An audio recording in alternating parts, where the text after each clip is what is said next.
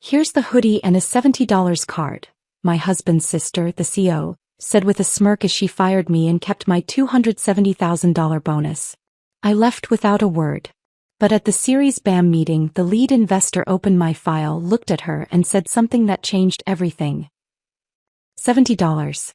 That's what my sister-in-law Sydney decided I was worth after 4 years of building her fashion empire from nothing. She slid the burgundy hoodie across the conference table with the gift card tucked into its pocket, her manicured nails tapping against the glass as she waited for me to take it. "We appreciate everything you've done, Aubrey," she said, though her smirk suggested otherwise. My husband Connor sat 3 chairs away, studying his phone like it contained the secrets of the universe, his wedding ring catching the afternoon light. I picked up the hoodie, feeling its cheap polyester between my fingers, and realized this wasn't just a termination. It was a declaration of war she didn't know she'd started.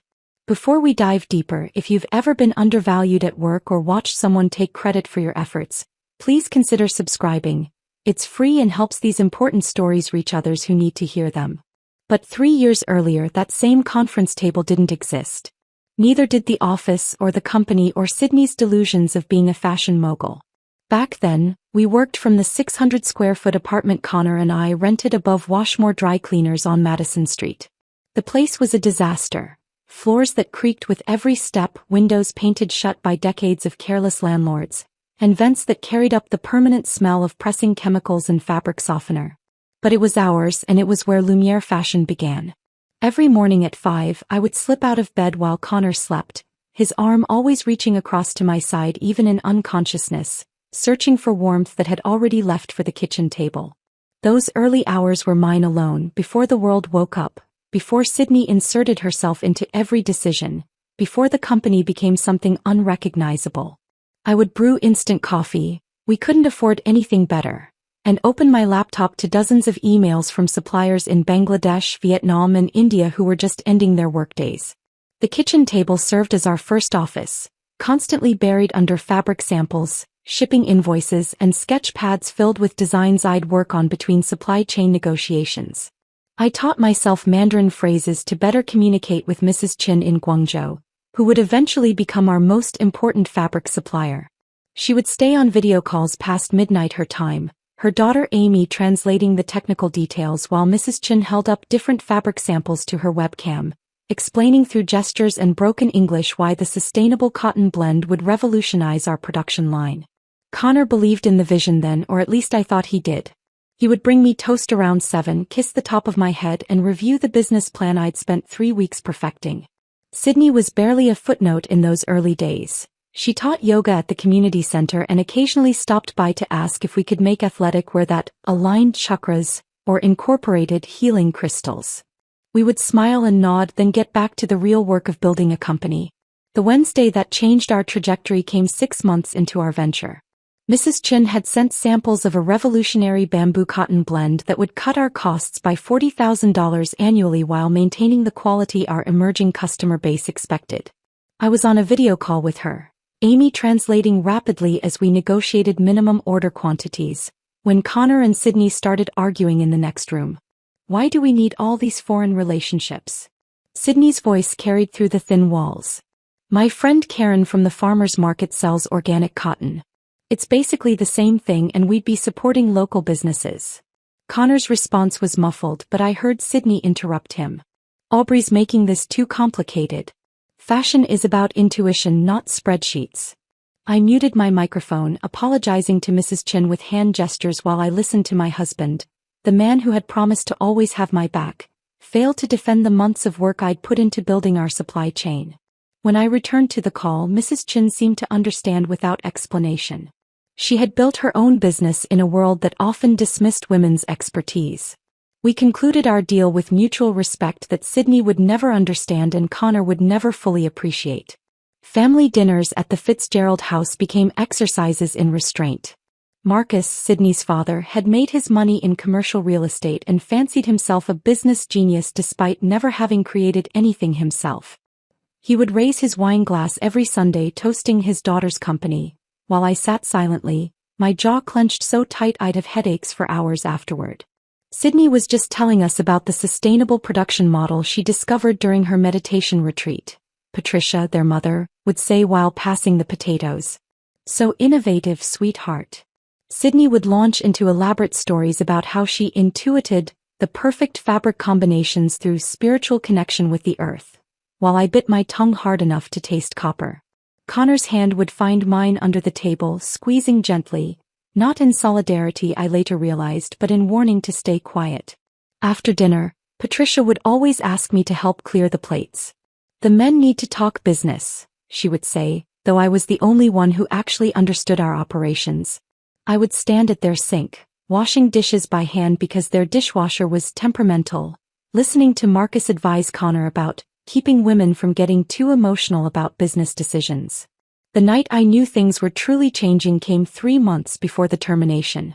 I was in our warehouse, really just a converted storage unit in an industrial district, surrounded by boxes of samples for our spring collection.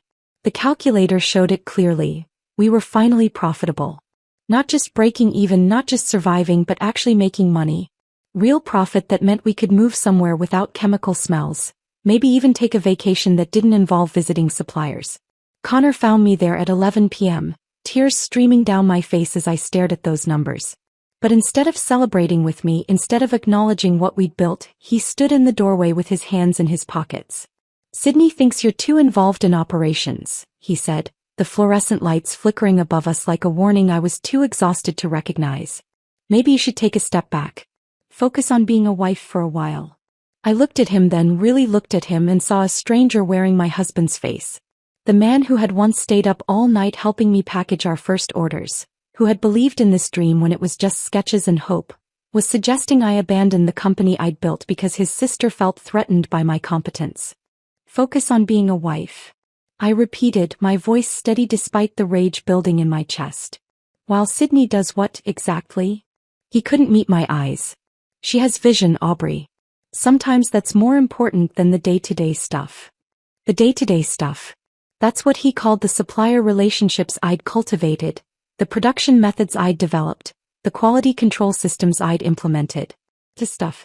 Details that didn't matter compared to Sydney's vision of clothing that channeled positive energy. Looking back now, sitting in my new office with that burgundy hoodie framed on my wall, I realize all the signs were there. Every dismissive comment, every credit stolen, every contribution erased. They were all preparing for that moment in the conference room when Sydney would declare my worth as $70 in polyester. The foundation we built together was never truly together. It was mine, built on my expertise and effort, while they watched and waited for the right moment to claim it as theirs. The Monday after Connor suggested I focus on being a wife, I tried logging into our sales database to check the weekend numbers. The same login I'd used every morning for 3 years suddenly showed an error message. "Access denied, please contact your administrator." I refreshed the page twice, cleared my browser cache, even restarted my laptop. The message remained, red text against a white screen, mocking me. Connor was buttering toast in our narrow kitchen when I asked him about it. He didn't look up from the strawberry jam jar he was struggling to open. "Sydney mentioned something about streamlining permissions," he said, his voice carefully neutral. "For efficiency." Efficiency. I set my laptop on the counter harder than necessary. "I built that database. I need those numbers to coordinate with suppliers. Maybe you're taking this too personally."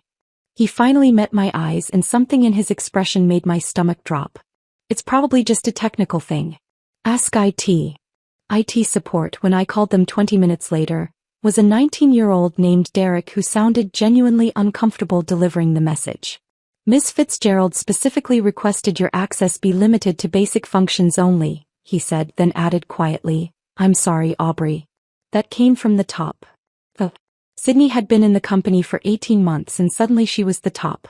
I discovered the new marketing materials by accident the following Thursday.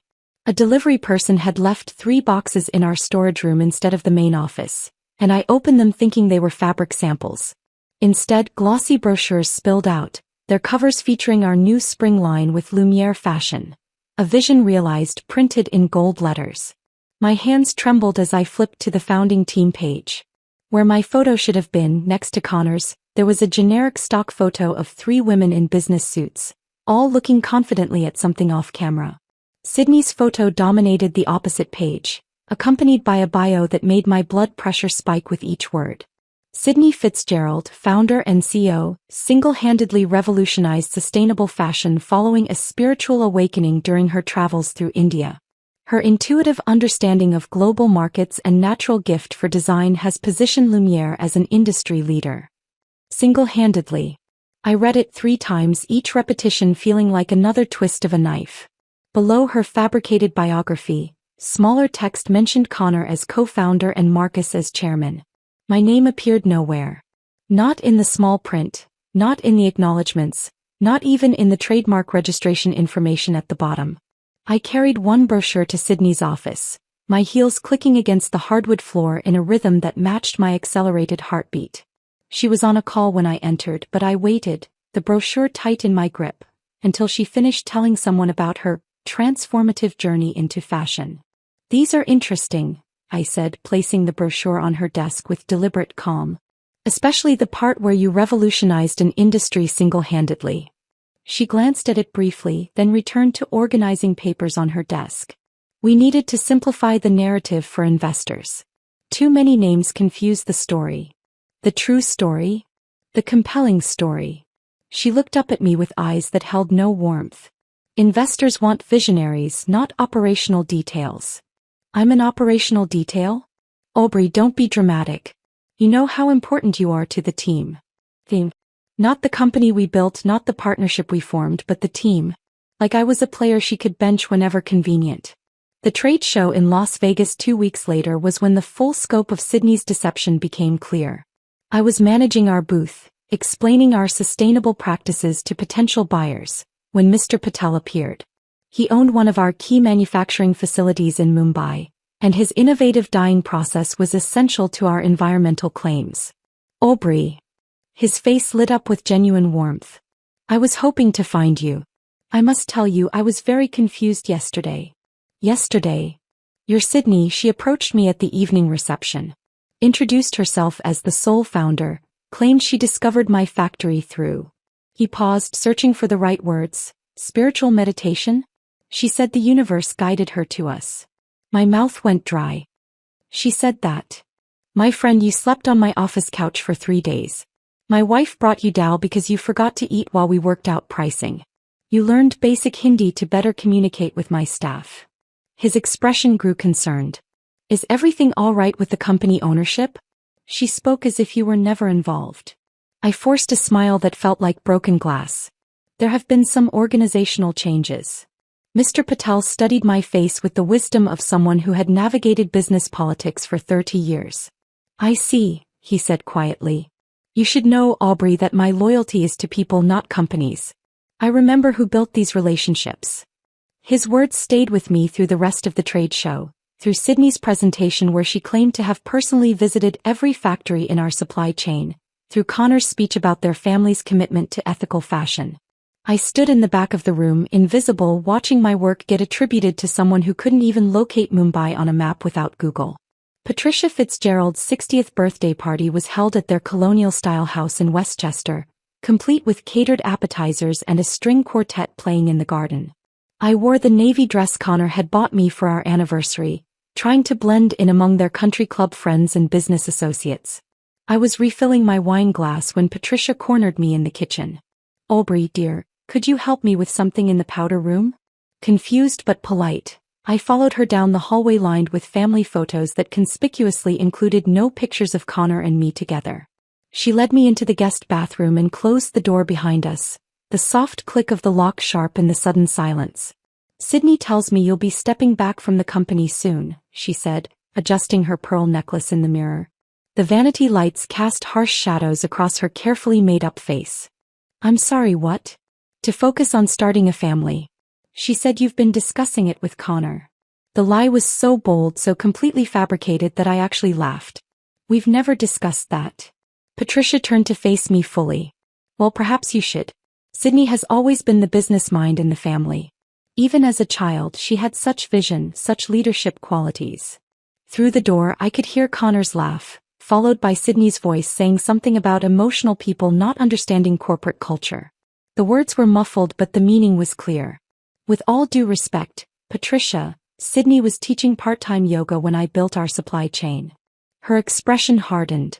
Built is such a strong word, dear. From what I understand, you've been helping with administrative tasks. Administrative tasks.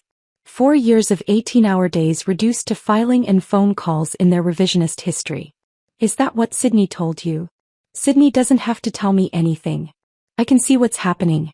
You're trying to take credit for my daughter's success, and frankly, it's embarrassing. The bathroom suddenly felt too small, the floral wallpaper too busy, the scent of Patricia's perfume too cloying. I reached for the door handle. Where are you going? Back to the party. To my husband. Your husband, she said with emphasis that made the title sound temporary, understands family loyalty. I left her in the bathroom, walked through her perfect house with its perfect furniture and perfect guests, and found Connor on the patio, surrounded by Sydney's friends, laughing at another story about my emotional response to a supplier issue. He didn't notice when I left early. Or maybe he did and just didn't care enough to follow. I drove home from Patricia's party alone that night, taking the long route through empty suburban streets while Connor stayed behind, probably still entertaining Sydney's friends with stories about my emotional inadequacies. The dashboard clock read 11:47 p.m. when I pulled into our apartment complex, and I sat in the car for another 10 minutes, staring at our lit kitchen window, wondering when home had stopped feeling safe.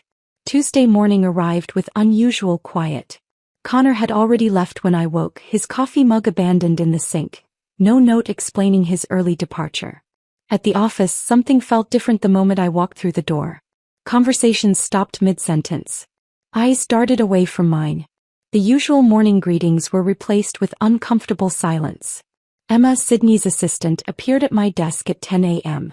She usually bounced when she walked, all 23-year-old enthusiasm and fresh college optimism. Today she moved like someone approaching a funeral, her hands clutching a single piece of paper. Sydney needs you in the executive conference room at 3, she said, looking somewhere past my left shoulder. Her voice was barely above a whisper. Is everything okay, Emma? She shifted her weight, still avoiding eye contact. Just, the meeting. 3 o'clock. That's when I noticed it.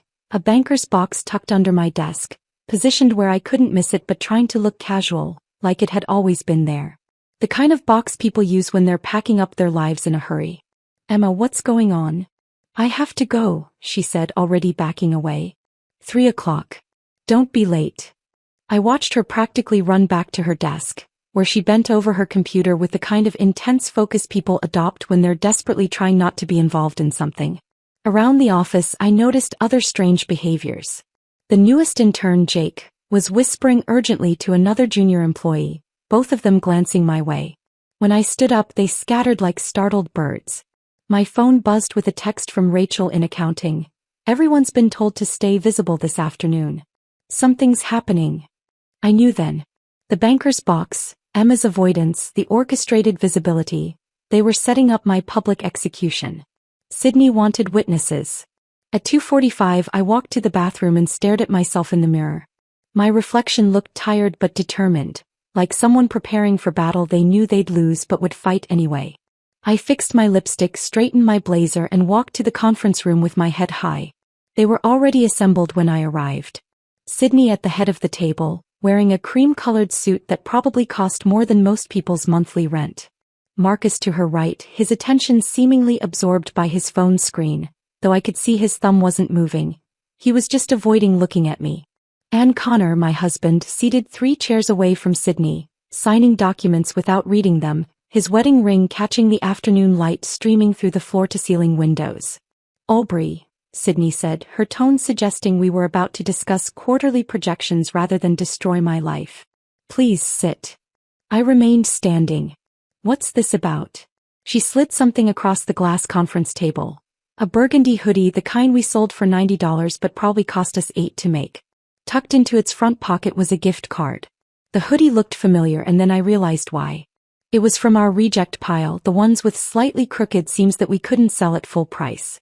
We're restructuring, Sydney said, her manicured nails tapping against the table in a rhythm that sounded like a countdown. Your position has become redundant. Redundant. I picked up the hoodie, feeling its cheap polyester blend between my fingers.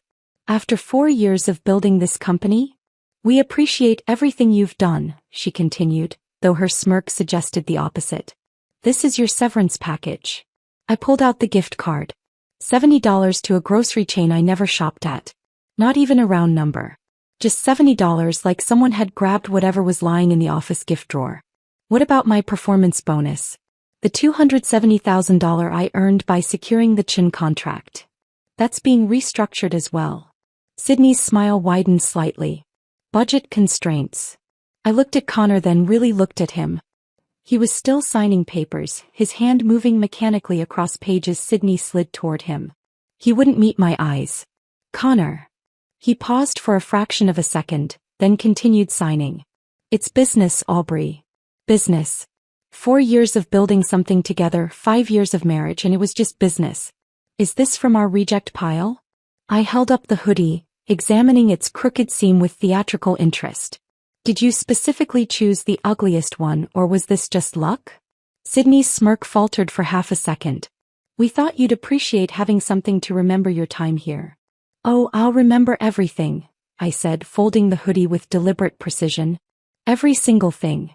Marcus finally looked up from his phone. Security will help you collect your belongings. Security. They'd called security on me like I was some kind of threat, like I might steal staplers or sabotage the computers I'd configured myself. I walked out of that conference room with the hoodie under my arm and the $70 gift card in my pocket, the glass walls ensuring everyone in the office could see my humiliation. They were all watching, pretending to work while stealing glances at the woman being escorted out by security. Tony, the security guard, was waiting at my desk. I'd recommended him for the job 6 months ago when he was struggling after being laid off from his previous position. He couldn't look at me as I began packing my belongings into the banker's box Emma had so thoughtfully provided. My hands shook as I removed the photo from our first fashion show. Connor and me, exhausted but triumphant, surrounded by models wearing designs I'd stayed up 3 nights straight to perfect. Into the box it went, along with my coffee mug, the one Connor had given me that said, "World's Best Wife," in gold letters that were starting to chip. The office was silent except for the sound of my belongings dropping into cardboard. Then suddenly music started playing over the speakers. Goodbye, by the Spice Girls, the volume just loud enough to be noticeable but not quite loud enough to seem deliberate. I looked up and saw Emma at her desk, her face red, studying her computer screen with suspicious intensity. Sydney stood in her office doorway, watching with undisguised satisfaction. I'm sorry, Tony whispered as we walked toward the elevator.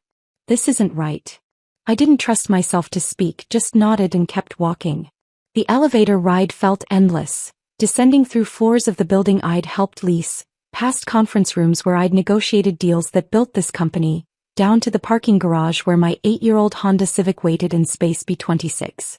The same space where Connor had proposed 2 years ago, getting down on one knee beside my car after we'd received our first 6-figure purchase order. The same space where we'd celebrated with champagne from paper cups, planning our future, our company, our life together. I sat in my car, the banker's box on the passenger seat, the burgundy hoodie draped over it like a shroud. The $70 gift card sat on my dashboard and I started laughing. Not happy laughter, but the kind that comes when absurdity exceeds your capacity to process it rationally. $70. After everything I'd built, every relationship I'd cultivated, every sleepless night spent making Sydney's fantasies into reality, they'd calculated my worth at $70 in polyester. The security camera in the corner of the garage recorded everything. My laughter that turned to something between crying and rage, my hands gripping the steering wheel until my knuckles went white, my head resting against it while my body shook with emotions I couldn't name. Through my windshield I could see Sydney's office window 5 floors up. She was probably watching, enjoying her victory, celebrating the successful elimination of the woman who knew too much, who'd built too much, who'd become too inconvenient to keep around. But she'd made a mistake. In their arrogance and cruelty, they'd all made a crucial mistake. They'd left me with nothing to lose. I drove home from the parking garage with the banker's box sliding across my passenger seat at every turn, the burgundy hoodie mocking me from where it lay crumpled on top. My apartment was dark when I arrived. Connor still at the office celebrating my elimination with Sydney and Marcus, probably toasting with the champagne they kept for special occasions. I dropped the box by the door and went straight to my laptop, something pulling me toward answers I wasn't sure I wanted to find.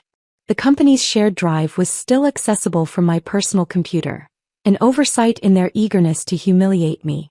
I logged in, knowing they'd revoke this access within hours once someone in IT realized their mistake. My fingers moved across folders I'd organized myself over the years, through financial documents, supplier contracts, design specifications until I found something new. A folder created just 3 weeks ago, labeled Company Narrative, Final Version. My cursor hovered over it for a moment. Then I clicked. The document that opened was 42 pages of revisionist history so bold it took my breath away.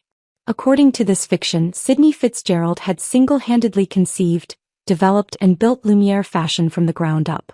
She had supposedly traveled to Asia 12 times to establish supplier relationships, developed our sustainable production methods through intensive research and innovation, and created our entire business model during what the document called her entrepreneurial awakening. My name appeared exactly once, buried on page 31, in a section titled, Support Staff and Contractors. I was listed as Aubrey Morrison, temporary administrative consultant who assisted with basic operational tasks during the company's early growth phase. My hands shook so violently that I knocked over the cold coffee sitting beside my laptop. The brown liquid spread across my desk, seeping into the keyboard, but I couldn't move. I just sat there watching coffee drip onto the floor while reading how Sydney had apparently taught herself Mandarin to negotiate with Mrs. Chin, how she'd spent months in Mumbai developing our dye process with Mr. Patel, how her natural business instincts had secured every major contract we'd ever signed. The timestamp showed the document had been created by Sydney and last modified by Marcus 2 days before my termination. They'd been planning this narrative while I was still showing up every day, still building their company, still believing I was part of something. I started taking screenshots of everything, uploading them to 3 different cloud services, emailing them to an old email address Connor didn't know about. Then I began searching through other folders, downloading contracts, correspondence, anything that proved the truth. That's when I found it, buried in a folder marked 2020 Legal Archive, that no one had touched in years. A scanned PDF titled, Partnership Agreement, Initial Formation. My breathing stopped as I opened it. There, in black and white with a notary seal at the bottom, was the original agreement establishing Lumiere Fashion. Dated January 15, 2020, signed by Marcus Fitzgerald and me, granting me 23% ownership of all intellectual property developed for or by the company. Not employment. Not a contractor agreement. Marcus's signature was clear and decisive at the bottom, right next to mine. The document had never been superseded, never amended, never replaced. They'd simply forgotten it existed, assumed I'd never look for it, or maybe thought I was too trusting to use it. I made 17 copies that night. One went into a safety deposit box at a bank Connor didn't know I used. Another to my mother's attic, hidden inside a box of my high school yearbooks. I uploaded encrypted copies to cloud services, emailed them to myself at multiple addresses, even printed physical copies that I hid throughout the apartment like a paranoid person preparing for war. Because that's what this was now. 3 days later, I sat at my mother's kitchen table in Queens, watching her pour chamomile tea into the good china she only used for serious conversations. She hadn't said much when I called, just told me to come over and bring my appetite. I never liked him, she said without preamble, setting down a plate of homemade cookies I couldn't eat. Connor. From the first time you brought him here. Mom. Let me finish. She sat across from me, her weathered hands wrapped around her own teacup. He talked over you at dinner. Took credit for your story about landing your first client, pretending he'd been the one to make the connection. You kept looking at him, waiting for him to correct himself, but he never did. She stood and walked to her junk drawer, the one that held everything from rubber bands to expired coupons, and pulled out a small notebook with flowers on the cover. What's that? Evidence, she said, sitting back down and opening it to reveal pages of her careful handwriting. Every time he diminished you. Every family gathering where he made you sound like his assistant instead of his partner. Every time that sister of his acted like you were the help. I flipped through the pages, seeing dates and quotes and observations going back 3 years. Mom, why didn't you say anything? Would you have listened? You were in love. You had dreams. Sometimes children need to learn their own lessons. She reached across the table and took my hand. But I knew this day would come. People like them always show their true colors eventually. He was right. Every slight was there in her careful documentation. Connor explaining our idea that I'd developed alone. Sydney asking me to take notes during meetings I was supposed to be leading. Marcus referring to me as Connor's wife, instead of by my name or title. There's an attorney, my mother said. Patricia Hendricks. She helped Mrs. Chen's daughter with her business dispute last year. Mr. Patel recommended her when I called him. You called Mr. Patel? I called everyone. Mrs. Chen, Mr. Patel, that fabric supplier from Vietnam whose name I can't pronounce. They're all furious about what happened to you. He squeezed my hand. You have more allies than you think. Patricia Hendricks's office occupied the 20th floor of a Manhattan building with views of the Hudson River. She was younger than I expected, maybe 40, with sharp eyes that seemed to catalog everything about me in the first 3 seconds after her assistant showed me in. I laid out everything on her conference table. The partnership agreement, the false narrative, screenshots of the real history, my mother's notebook of observations. Patricia examined each document with the focus of someone defusing a bomb, occasionally making notes on a legal pad. When she finally looked up, she was almost smiling. They made 3 mistakes, she said, leaning back in her leather chair. They underestimated you, they got sloppy, and they put it in writing. Is the partnership agreement enforceable? Enforceable? He actually laughed. This agreement means you own 23% of all intellectual property. Based on their own valuations for the Series B, that's approximately $27 million in IP. Your share is worth about $6.2 million. The number hung in the air between us, impossible and real at the same time. They can't raise funds with unclear ownership, Patricia continued. No investor will touch them once they know about this. You have them trapped. She stood and walked to her wall of diplomas, the afternoon sun turning them golden. The question is, what do you want? Money? Recognition? To destroy them completely?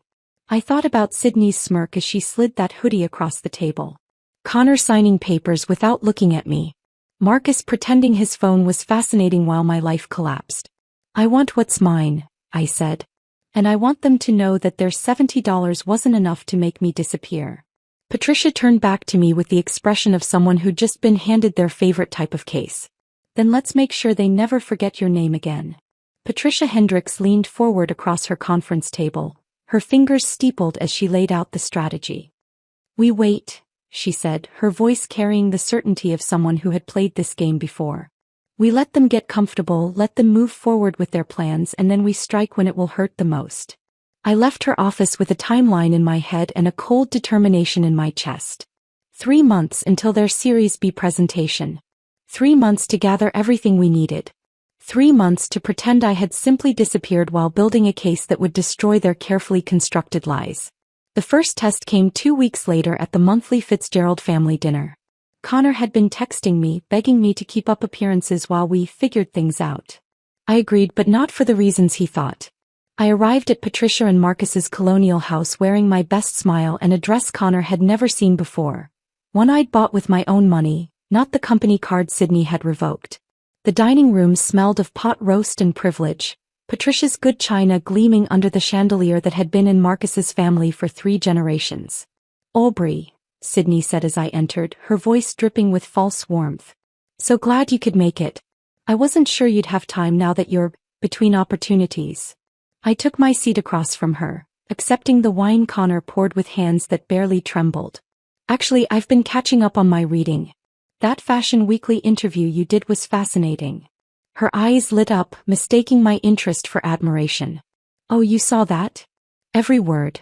Especially the part where you talked about intuiting the supply chain through meditation. Such a unique approach to international business. Connor shifted uncomfortably beside me, but Sydney was already launching into her story, elaborating on how she had spiritually connected with suppliers across Asia without ever leaving the country. It's amazing, I said, pulling out my phone to check a message, but actually hitting record on the voice memo app.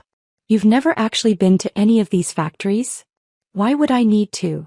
Sydney laughed, wine making her careless. That's what video calls are for. Besides, I find physical travel limits the spiritual connection. Patricia nodded approvingly while Marcus carved the roast, And I documented every word of Sydney admitting she'd never met the suppliers she claimed to have discovered. Connor kept trying to catch my eye, sensing something was wrong but not understanding what. "You're so quiet lately," Patricia observed, passing me the green beans. "Everything all right?" "Just processing some changes," I said, calculating that we were exactly 73 days from the Series B presentation. Sometimes silence is more valuable than words. After dinner, I excused myself to the bathroom and immediately forwarded the recording to Patricia Hendricks. My phone buzzed with her response. "Perfect. Keep going." The real work happened in my kitchen at 2 in the morning. My laptop opened to WhatsApp while I navigated time zones that had become as familiar as my own neighborhood. Mrs. Chen's face filled the screen, her expression fierce despite the pixelated connection. "She said what?" Mrs. Chen's accent thickened with anger. "Spiritual guidance led her to my factory? I built this business with my husband for 20 years. You found us through trade directories and cold calls, Aubrey. You slept on our office floor during contract negotiations." "I know," I said, screenshots of Sydney's false claims spread across my kitchen table. "But I need you to put that in writing." "I'll do more than that." Mrs. Chen held up her phone, showing me an email from Sydney claiming to have been the primary contact since day one. "She sends these lies to my staff. They forward them to me because they know the truth." One by one, suppliers joined our video calls. Mr. Patel from Mumbai, his son Raj, now a corporate lawyer, taking notes on everything. The fabric suppliers from Vietnam, the button manufacturer from Seoul, the zipper company from Osaka. 12 suppliers in total, each one prepared to state that Sydney had never visited, never negotiated, never built anything. "If they don't pay you fairly," Mr. Patel said during one late-night call, his wife bringing him tea in the background, "we terminate our contracts. All of us. Let them explain to investors why their supply chain disappeared overnight." My kitchen table became a war room, covered in phone cards for international calls, printed emails highlighting lies, sticky notes with time zones and names. I lived on coffee and determination, building alliances across continents while Connor slept at his parents' house, still pretending we were working through a rough patch. Wednesday evening, I did something I'd never done before. Followed Sydney to her yoga class. The studio was in Soho, all exposed brick and expensive enlightenment, the kind of place where people paid $40 to sweat in designer workout clothes. I positioned my mat directly behind hers, close enough to hear her conversation with her friend Rebecca before class started. My phone, tucked under my towel, recorded everything. "The Series B is going to change everything," Sydney said, adjusting her rose gold water bottle. "Finally, people will recognize me as the visionary I am." "What about that woman who used to work with you?" Rebecca asked. "Your brother's wife?" Sydney laughed, the sound sharp enough to cut glass. "Getting rid of her was like removing a tumor. She was holding us back with all her spreadsheets and concerns about reality. Some people just don't understand vision." I held warrior pose while she compared me to cancer, breathing through the rage that wanted to explode out of every pore. Her Lululemon outfit probably cost $400, more than 5 times the severance she'd given me. The final confrontation with Connor came 6 weeks into my 3-month silence. He showed up at my mother's house uninvited, holding grocery store flowers that were already wilting, their discount sticker still visible on the plastic wrapping. "We need to talk," he said when my mother reluctantly let him in. I met him at the door, not inviting him past the entrance. "About what?" "About us. About fixing this." He tried to hand me the flowers, but I didn't take them. I didn't know what Sydney was planning. I was caught in the middle. "You sat there and watched her humiliate me. You signed papers without reading them." "I was trying to keep the peace. You know how my family is." "I know exactly how your family is," I said, pulling the divorce papers from the table by the door where I'd been keeping them for this exact moment. "That's why I'm done with all of you." He looked at the papers like they were written in a foreign language. "You're being vindictive. This is about the money, isn't it? The bonus. The bonus you let them steal? That's company money now," he said, his mask finally slipping. "You need to accept that and move on." I handed him the papers, watching his face crumble as he realized I was serious. "I am moving on. Sign these and leave." "Aubrey, please." "Sign them, Connor. Or I'll have them served at your office. Your choice." He signed them there in my mother's doorway, his hand shaking as he realized that his sister's ambition had cost him his marriage. When he finished, he looked at me one last time. "She's going to destroy you," he said quietly. "Sydney doesn't lose."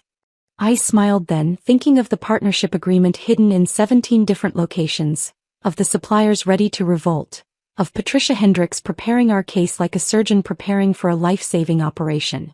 "We'll see about that." I closed the door behind Connor and stood in my mother's entryway, listening to his car pull away from the curb. The divorce papers felt heavy in my hand, their weight representing more than just the end of a marriage. They were the first concrete step toward reclaiming everything they had taken from me. The next morning I drove to Delaware. The 3-hour drive gave me time to think, to plan, to transform from Aubrey Morrison the discarded wife into something else entirely. The lawyer's office sat in a strip mall between a tax preparation service and a nail salon, deliberately unremarkable, the kind of place where business entities were born without fanfare. The attorney, Mr. Brennan, had done this thousands of times before. His office walls were beige, his desk was beige, even his coffee mug was beige. Everything designed to be forgotten the moment you walked out. His assistant offered me coffee in a mug that read "World's Best Boss." The irony not lost on me as I prepared to become exactly that for the first time in my life. Meridian Holdings LC. I told him when he asked for the company name. I had chosen it carefully. Meridians were invisible lines that defined everything on a map, determining location, ownership, boundaries. Just like I was about to define who really owned what in the mess Sydney had created. "Purpose of the business?" Mr. Brennan asked, fingers poised over his keyboard. "Asset management and intellectual property holdings." He didn't ask more questions, just typed efficiently while I signed document after document, each signature moving me closer to my goal. Within an hour, Meridian Holdings LLC existed, a legal entity that would soon own 23% of Lumiere Fashion's intellectual property. Sydney had no idea that while she was giving interviews about her visionary leadership, I was creating the weapon that would destroy her carefully constructed empire. 2 weeks before the Series B presentation, Patricia Hendricks called me to her office at midnight. The building was nearly empty, just security guards and cleaning crews, the perfect environment for what we needed to do. "We're going to rehearse every possible scenario," Patricia said, spreading documents across her conference table. The city lights glowed through her floor-to-ceiling windows, making Manhattan look like a circuit board powering our plan. Sydney might cry, might threaten, might try to negotiate on the spot. You need to be prepared for anything. We role-played for hours, Patricia alternating between Sydney's probable responses and the investor's likely questions. She taught me to keep my breathing steady when confrontation came, to maintain eye contact without blinking, to let silence do the heavy lifting when words would only complicate things. "What if she calls me directly?" I asked, pushing aside an empty container of lo mein. "You don't answer. Let her spiral. Let her leave voicemails that we can document as evidence of consciousness of guilt." "What if Connor tries to intervene?" "Connor signed the divorce papers. He has no standing anymore. He chose his side." We practiced until 3 in the morning, empty Chinese takeout containers creating a timeline of our preparation. Patricia showed me exactly when she would send the email to investors. 11:47 a.m., precisely 15 minutes into Sydney's presentation, after she had made her claims but before she could close the deal. "The timing has to be perfect," Patricia explained, her finger tracing the agenda we had obtained through a contact at the venue. "Too early and they might postpone. Too late and some investors might have already committed verbally." 3 days before the presentation, I visited the Meridian Hotel. The lobby was all marble and crystal, the kind of place that whispered money with every surface. I needed to find the perfect vantage point, somewhere I could watch the destruction unfold without being immediately visible. The lobby cafe sat adjacent to the ballroom, separated by floor-to-ceiling windows that allowed diners to see inside during events. I tested several tables before finding the perfect one. Corner position, partially hidden behind a decorative plant, but with clear sightlines to both the presentation stage and the investor seating area. The barista, a young woman named Elena with kind eyes and an Eastern European accent, noticed me testing the Wi-Fi strength at various spots. "Important video call?" she asked. "Something like that. I need to be here next Thursday around 11. This exact table. Big presentation happening that day," Elena said, nodding toward the ballroom. Some fashion company. They've booked the whole space. I pulled out the $70 gift card Sydney had given me as severance, the plastic worn from being carried in my pocket like a talisman. Can I use this to reserve the table? Maybe order something special that day. Elena looked at the card, then at me, and something in her expression suggested she understood more than I had said. I'll make sure this table is yours. Would you like me to prepare your coffee at exactly 11:30? 11:45 would be perfect. The irony of using Sydney's insulting severance to buy the coffee I would drink while watching her downfall felt like poetry. The final family photograph happened the Sunday before everything changed. Patricia Fitzgerald had insisted on it, claiming they needed an updated portrait for their holiday cards. The real reason, I suspected, was Sydney wanting to document her triumph before the Series B funding came through. The photographer arranged us in Patricia's living room, everyone wearing coordinated shades of blue and cream, except for me. I had worn the burgundy hoodie under my blazer, hidden but present, like the truth waiting to emerge. The polyester felt scratchy against my skin, a constant reminder of what they had reduced me to. Aubrey, could you remove your blazer? The photographer asked. The black doesn't quite match the color scheme. I'm cold, I lied, pulling it tighter around me. Sydney stood in the center of the arrangement, radiant in her designer dress, surrounded by her parents and Connor like they were her court. Connor's hand rested on my shoulder, but it felt like a stranger's touch, the weight of it making me want to shrug away. His wedding ring caught the photographer's lights, the same ring he had slipped on my finger 5 years ago while promising to love, honor, and protect. Everyone smile, the photographer commanded. Think happy thoughts. I smiled and thought about the email Patricia would send in 94 hours. Sydney beamed beside me, unaware that this would be the last photo where she would look victorious. Patricia commented on how perfect we all looked, how blessed they were to have such a successful family. One more, the photographer said. This time, everyone look at Sydney. She's the star of the show. We all turned toward her, and in that moment, I memorized her expression. The self-satisfaction, the arrogance, the complete certainty that she had won. I wanted to remember exactly how she looked before everything she had stolen got ripped away. After the photos, as everyone dispersed to the dining room for lunch, Sydney pulled me aside in the hallway. No hard feelings about the job thing, right? She said, not really asking. It was just business. You understand. I looked at her, this woman who had systematically destroyed my career while smiling at family dinners, and felt nothing but cold determination. I understand perfectly, I said. She patted my arm condescendingly and walked away, her heels clicking on the hardwood floor in a rhythm that sounded like a countdown. 89 hours until the presentation. 89 hours until the truth would finally matter more than the narrative. 89 hours until Sydney learned that $70 and a polyester hoodie were not enough to buy my silence or my disappearance. I left the Fitzgerald house that Sunday with 89 hours on my mental clock, each tick bringing me closer to the moment when truth would finally matter more than perception. Monday passed in a blur of final preparations with Patricia, confirming that every document was ready, every supplier statement notarized, every piece of evidence organized for maximum impact. Tuesday felt like standing at the edge of a cliff, knowing the jump was coming but not quite ready for the free fall. Wednesday night I didn't sleep at all. Thursday morning arrived gray and humid, the kind of weather that makes Manhattan feel claustrophobic. I dressed carefully, choosing a simple black dress that would let me blend into the Meridian Hotel's upscale crowd. The burgundy hoodie stayed in my bag, a reminder of why I was doing this. I arrived at the hotel at 10:45, giving myself time to settle at my reserved table in the cafe before Sydney's grand performance began. Elena, the barista, recognized me immediately and had my table ready with a small reserved sign that she removed as I sat down. Through the floor-to-ceiling windows, I could see the ballroom filling with investors, venture capitalists whose combined net worth could probably buy small countries. They chatted over coffee and pastries, checking phones and adjusting ties, completely unaware they were about to witness corporate fraud exposed in real time. At 11 o'clock sharp, Sydney made her entrance.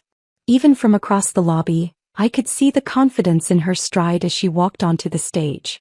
She wore a cream-colored suit that I recognized from the Nordstrom expense reports, $3,000 charged to the company card under client meeting attire. Her presentation slides appeared on the massive screen behind her, our logo prominent, though she had redesigned it slightly to remove elements I had created. Good morning. Her voice carried through the ballroom sound system, clear and practiced. I'm Sydney Fitzgerald, founder and CEO of Lumiere Fashion, and today I'm going to show you how one woman's vision is revolutionizing sustainable fashion. One woman's vision. I stirred my coffee slowly, watching her click through slides showing our supply chain, the one I had spent 3 years building through late-night negotiations and countless international calls. She described visiting factories she had never seen, developing relationships with suppliers she couldn't name without her notes, pioneering sustainable practices she learned about from my reports. Through my intuitive understanding of global markets, Sydney continued, gesturing at a map dotted with our supplier locations, I personally established partnerships across 12 countries, creating a network that gives us unprecedented control over quality and sustainability. Marcus sat in the front row, his chest puffed with pride as his daughter spun her fiction. Connor was nowhere to be seen, probably too ashamed or too smart to attend. The investors took notes, some nodding appreciatively at Sydney's polished delivery. She had rehearsed this thoroughly, every gesture calculated, every pause strategic. 20 minutes into her presentation, as she was explaining our revenue projections, Gregory Aldridge from Apex Capital raised his hand. He was a legend in venture capital, someone who had built and destroyed fortunes with single decisions. His gray hair and expensive suit gave him an air of authority that made the room pay attention when he spoke. Miss Fitzgerald, he said, his tone conversational, almost bored.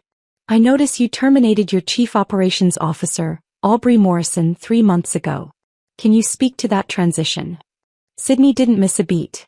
Her response was so smooth, so rehearsed, that she might have been reading from a script. Aubrey was a temporary consultant who assisted with some administrative functions early on.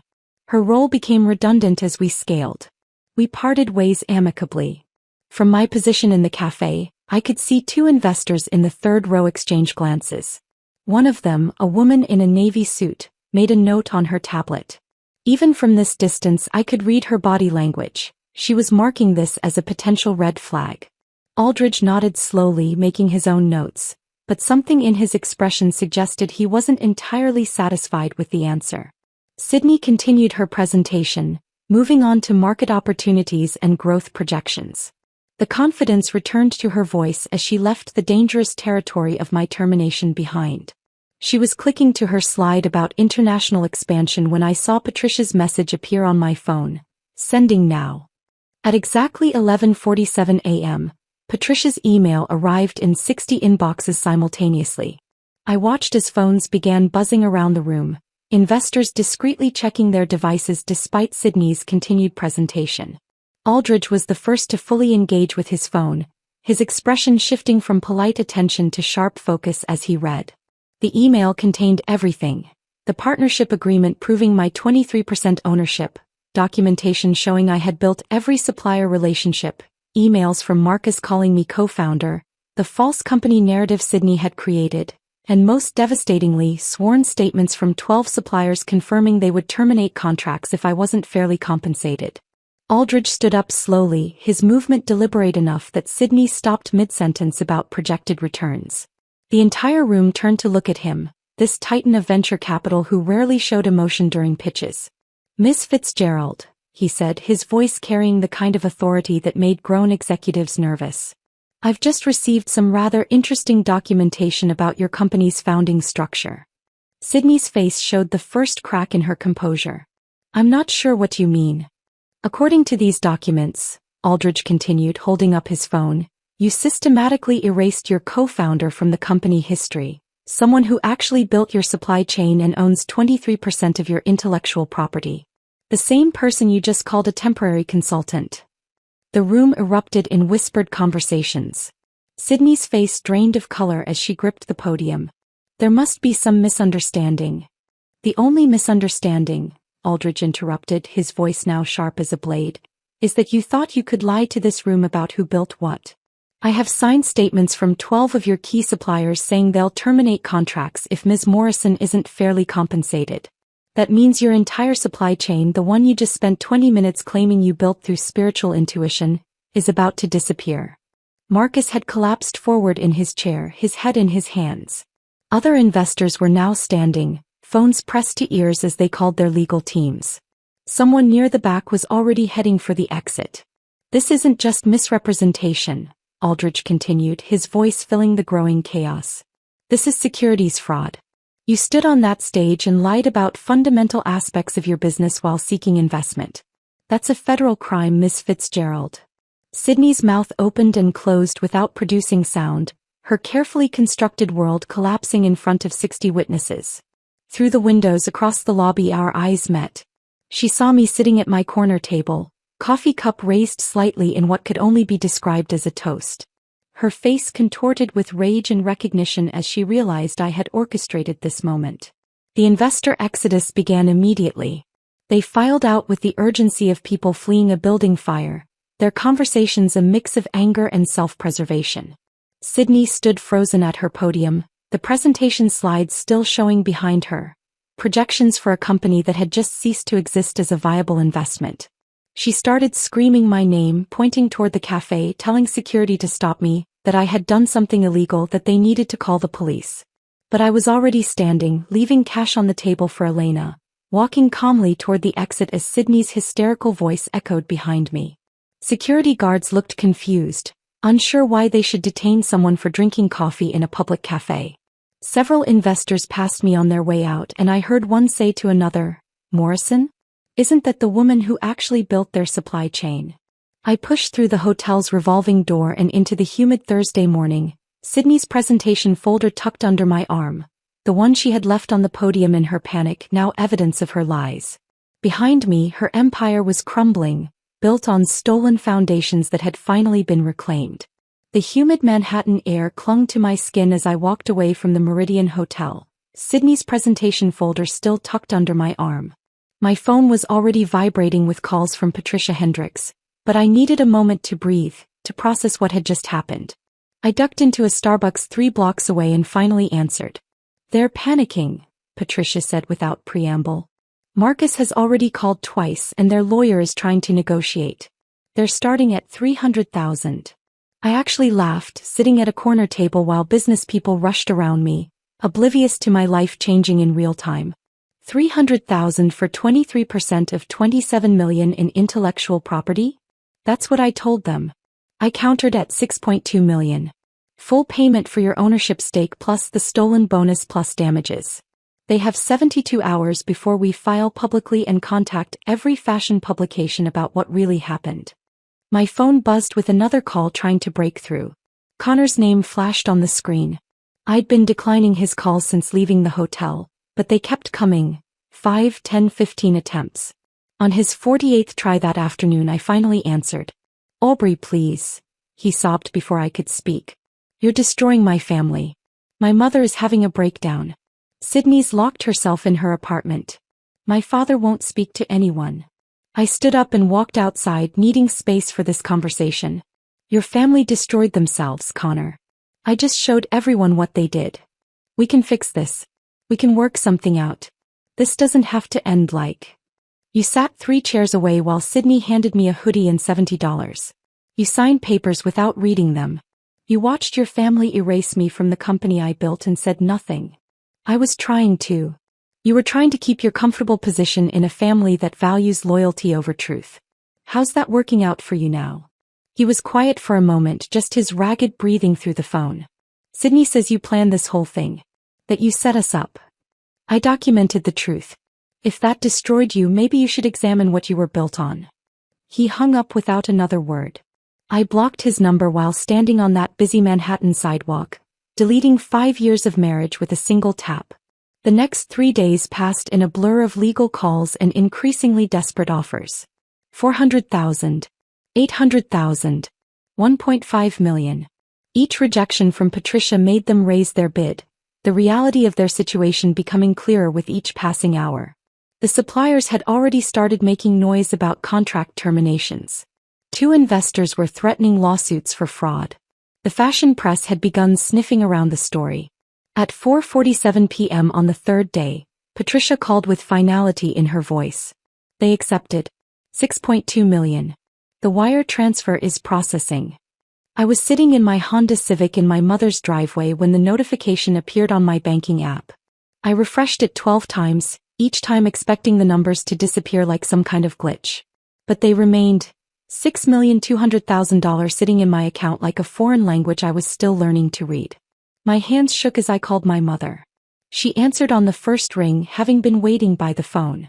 "It's done," I said, my voice cracking. "I won." She started crying immediately. "Oh, sweetheart. I'm so proud of you. You stood up to them. You fought back. I can pay off your mortgage now," I said, tears running down my face. "Buy you that car you always talk about. Take you to Paris like we used to dream about when I was little." "I don't care about any of that," she said through her tears. "I care that you know your worth now. That you wouldn't let them diminish you."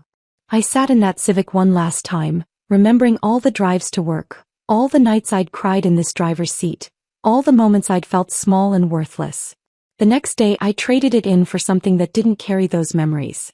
6 months later, my life looked nothing like the woman who'd been handed a hoodie and told she was worth $70. My penthouse apartment overlooked Central Park with floor-to-ceiling windows that actually opened, letting in fresh air whenever I wanted it.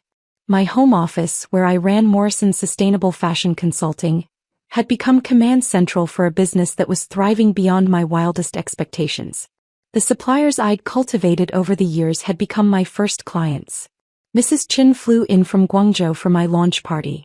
Mr. Patel sent his son to discuss expanding our partnership. The same people Sydney claimed to have discovered through meditation now worked exclusively with me, helping other fashion startups build ethical, sustainable supply chains. The irony wasn't lost on me that I was doing exactly what I'd done at Lumiere, except now I owned it all. Every relationship, every innovation, every success had my name on it in writing, properly documented and legally protected. Fashion Weekly reached out requesting an interview about women supporting women in business, particularly interested in my journey from corporate fashion to independent consulting. I declined the interview but sent them a photo that told the real story. Me wearing the burgundy hoodie with my new company's logo embroidered over the original Lumiere branding. The caption read simply, "From $70 to 7 figures. A story of knowing your worth." The photo went viral in fashion circles. Sydney's company valuation, already damaged by the investor scandal, dropped another $30 million when the true story began circulating. She'd had to sell her majority stake to Marcus to pay my settlement and keep the company afloat. Last I heard, she was working as a wellness consultant, which seemed fitting for someone who'd built an empire on meditation and fiction. The burgundy hoodie now hangs in my closet between designer dresses and the leather jacket I bought to celebrate my first million in consulting fees. It's not hidden away in shame or anger, but displayed prominently where I see it every morning. During video calls with clients, when they ask about it, I tell them the truth. It's my most expensive piece of clothing, a $6 million reminder of what happens when you know your value and refuse to accept less. Sometimes at night, when the city lights blur through my windows and sleep won't come, I still dream about Connor's laugh from our early days, before money and family loyalty poisoned everything we'd built. I wonder if he ever thinks about that apartment above the dry cleaners, about the dreams we sketched on napkins, about the life we could have had if he'd chosen his wife over his sister's ambition. But those dreams fade with morning light, replaced by the reality I've built from the ashes they left behind.